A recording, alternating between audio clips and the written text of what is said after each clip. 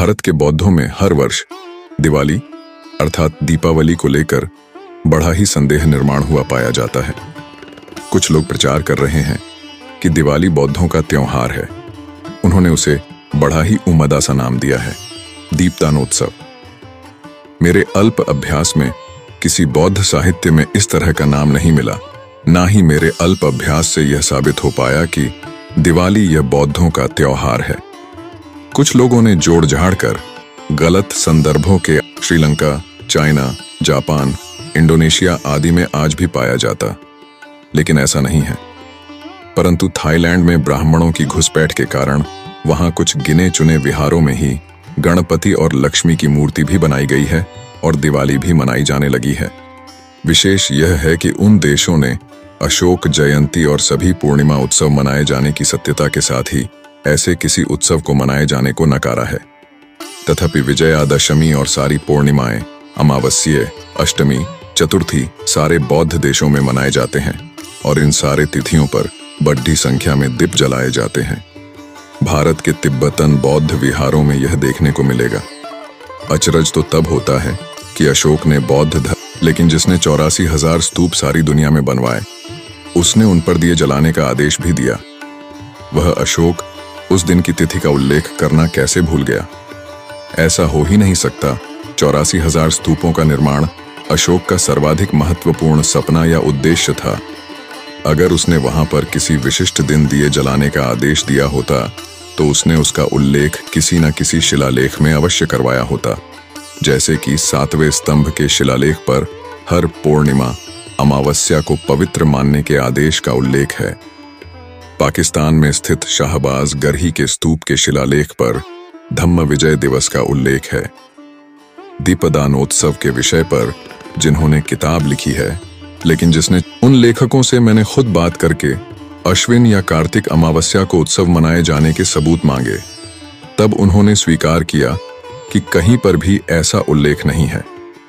मेरे पास अशोक वदान के 2 संस्करण हैं, लेकिन उसमें भी कहीं पर भी अशोक ने अश्विन अथवा कार्तिक अमावस्या को ऐसे किसी उत्सव को मनाने की बात अंकित नहीं है। और यह सब जानते हैं कि अशोक ने अपने हर आदेश को शिलालेखों ने स्वरूप में लिख रखा है, तब उसने इतने महत्वपूर्ण उत्सव की बात कैसे छोड़ दी? कई लोगों ने भावनावश दिवाली के मजबूत समर्थन में वाराणसी के एक बौद्ध विद्वान की पोस्ट सब जगह फॉरवर्ड की है, लेकिन सच तो यह है कि ऐसे डिग्री होल्डर लोग समाज को गुमराह करने के लिए अपनी प्रतिष्ठा का दुरुपयोग करते हैं। वाराणसी के विद्वान द्वारा दिए गए सभी उद्धरण झूठ और गलत है। केवल एक ही सच के कि सम्राट अशोक ने 84,000 स्तूप बनवाए थे और वहां दीप प्रज्वलित करने का आदेश दिया था। उनके पोस्ट में वर्णित झूठ इस प्रकार है। राजा हर्षवर्धन लिखित नागानंद में कहीं पर भी दीपदानोत्सव आश्विन या कार्तिक अमावस्या को ऐसे किसी उत्सव को मनाए जाना का लिखा नहीं है। दीपवंश महावंश में भी कहीं पर भी अश्विन या कार्तिक अमावस्या को दीपदानोत्सव दिवाली मनाए जाने का उल्लेख नहीं है। साथ ही उनके द्वारा वर्णित यह भी झूठ है कि भगवान बुद्ध बुद्धत्व प्राप्ति के बाद पहली बार जब कपिलवस्तु आए थे, वह दिन अश्विन अमावस्या का था, जबकि सामान्य से सामान्य बौद्ध उपासक भी जानता है कि भगवान बुद्ध फाल्गुन पूर्णिमा होली वाला दिन को पहली बार कपिलवस्तु आए थे। अतएव मैं अपने सर्वप्रथम विचार का पुनः उल्लेख करना चाहूंगा कि अगर आप दीपदानोत्सव मनाना चाहते हो, तो जैसे कि इन सभी लेखकों ने स्पष्ट रूप से लिखा है कि अशोक ने स्तूपों पर दीप प्रज्वलित करने का आदेश दिया था, जिस तथ्य को मैं भी स्वीकार करता हूं, उस तथ्य को मानकर हम लोगों ने अपने शहर गांव के समीप के बुद्ध स्तूप, शिलालेख, अशोक कालीन प्राचीन विहार, अशोक स्तंभ या बौद्ध लेनी, बौद्ध गुफा पर अश्विन अथवा कार्तिक अमावस्या को 5 दिन जाकर बुद्ध वंदना के साथ दीप प्रज्वलित या दीप अर्पित करने चाहिए। अपनी बस्ती या घर या बस्ती के विहार में दीपदानोत्सव न करे। जुलूस निकालने की इस प्रक्रिया के बारे में विशेष रूप से ध्यान देने योग्य बात यह है कि भले ही बौद्ध लोग जुलूस निकालकर ब्राह्मणी दिवाली का विरोध प्रदर्शन करने का प्रयत्न करते हों, मात्र वास्तव में इस प्रक्रिया द्वारा इस त्योहार का विरोध न होकर दिवाली त्योहार को समरस बनाने की प्रक्रिया है, जो बेहद घातक ही है। इसे समझना जरूरी है। सबसे महत्वपूर्ण बात यह है कि कोई भी सामाजिक क्रांति प्रस्थापित व्यवस्था को विरोध की भावना या प्रक्रिया के द्वारा ही संपन्न होती है। अर्थात कोई भी परिवर्तन समरसता या मिलावट के विचार या मिलावटी संस्कृति द्वारा संपन्न नहीं होता। इसलिए हमारे लोग यदि दिवाली को किसी अन्य तरीके से मनाने का प्रयास करें तो हिंदुओं द्वारा यह कहा जाएगा कि हम लक्ष्मी की पूजा करते हैं, तो उसके बजाय ये लोग बुद्ध की पूजा करते हैं। और इस प्रकार से बाबा साहब को अपेक्षित किसी भी सामाजिक परिवर्तन की कल्पना नहीं की जा सकती। बाबा साहब भी अगर चाहते तो सावरकर की बात मानकर हिंदू धर्म में थोड़े बहुत सुधार मानकर हिंदू धर्म को ही अपनाए रख सकते थे, लेकिन उन्होंने हिंदू धर्म को पूरी तरह से त्याग कर बौद्ध धर्म को अपनाया है। अभी हम लोगों ने होली के त्योहार के विरोध में अपने लोगों द्वारा नजदीकी प्राचीन स्तूप, लेनी, अशोक स्तंभ, शिलालेख, मूर्ति पर जाकर दिन भर धम्म संगोष्ठी करना शुरू किया है, क्योंकि बौद्धों ने होली नहीं मनाना है।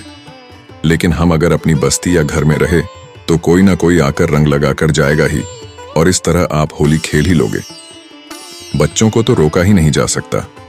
वास्तव में होली के दिन फाल्गुन पूर्णिमा होती है और बौद्ध धर्म की सबसे पवित्र और प्राचीन परंपरा के अनुसार हर पूर्णिमा को नजदीकी बुद्ध स्तूप, लेनी पर जाकर बुद्ध वंदना अर्पण करना बौद्धों का कर्तव्य है।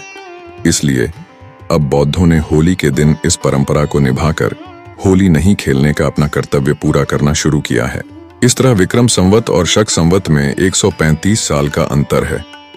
शक संवत बौद्ध शक राजा कनिष्क ने शुरू किया था, तो विक्रम संवत वैदिक राजा विक्रमादित्य ने। इस तरह तिथियों में भी संभ्रम है और राम के वापस आने के दिन में भी। तो फिर कौन सी तिथि को हिंदू अर्थात ब्राह्मणों के गुलाम पवित्र मानते हैं, यह वे खुद भी नहीं जानते। जैन धर्म में दिवाली का अलग महत्व है। इस दिन भगवान महावीर का निर्वाण हुआ था।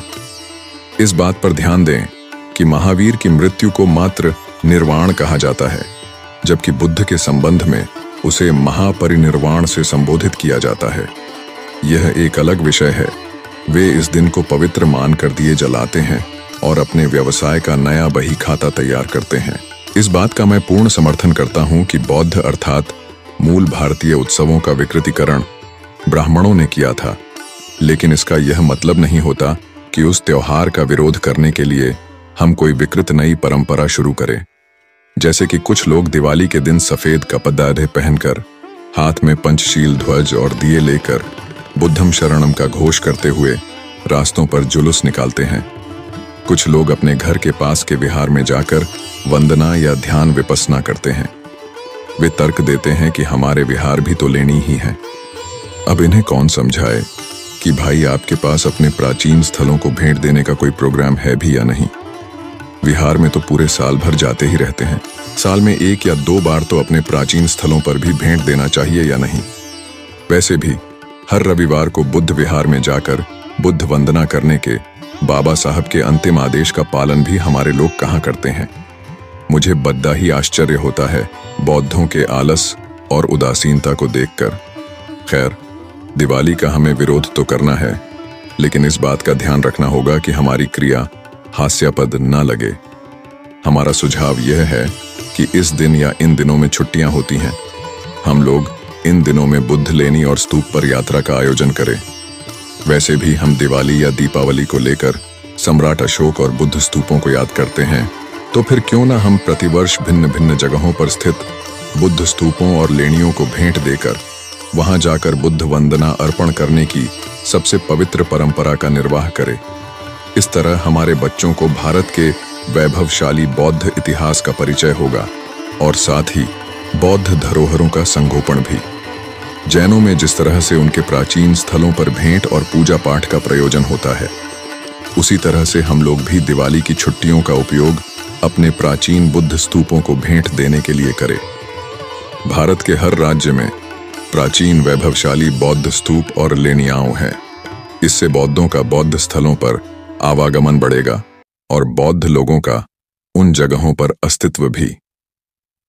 आवागमन यह एक आंदोलन, पेंडुलम के क्रियाशील रहने की प्रक्रिया का भाग है इस आवागमन के आंदोलन का ही उपयोग हिंदू और जैन धर्म में बखूबी निभाया जाता है। हमें भी आवागमन के आंदोलन को समझना होगा